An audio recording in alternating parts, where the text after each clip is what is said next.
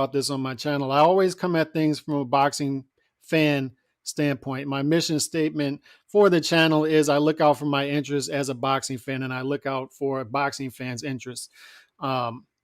So other people may be looking at it from the interests of David Benavidez, which, okay, but I look at it from a different vantage point.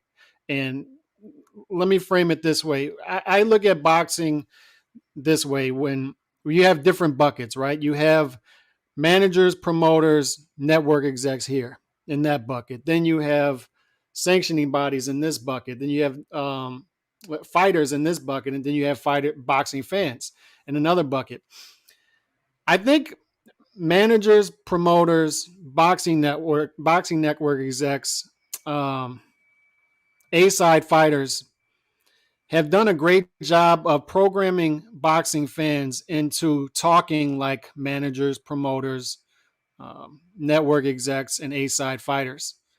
And I know you've noticed the difference in the past 10, I've been here 12 years on YouTube. You notice the difference in how people talk.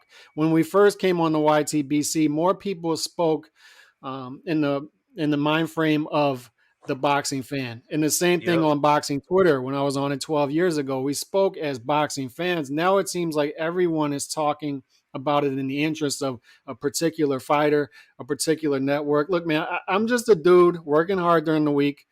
I want to crack open a cold one on a Friday and Saturday night and watch a good fight. So to me, the enemy is anything that's an obstacle in the way of that.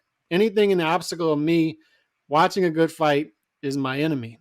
The only thing I watch, G-Funky, is boxing, college football, and King of Queens reruns. That's all I watch on TV. I love the King of Queens. I got the whole series. I got the whole series on DVD, bro. That's a great series. It's a great show.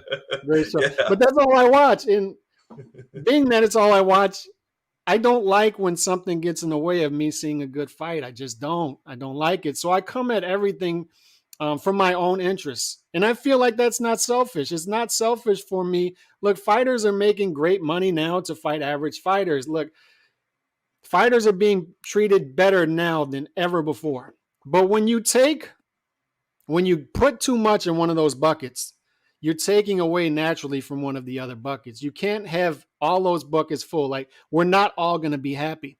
So I'm interested in filling up the fan bucket as much as possible. I want my own interests served. And that's the only way we're going to have a sustainable sport, is if we're all being served and everybody's at least a little bit happy, and we all can have a sustainable sport. I bring that up. I just had to frame it that way because I'm looking at this when I do this video, and people might say, oh, it does provide value to David Benavidez because he's the mandatory. That's not how I look at it as a fan.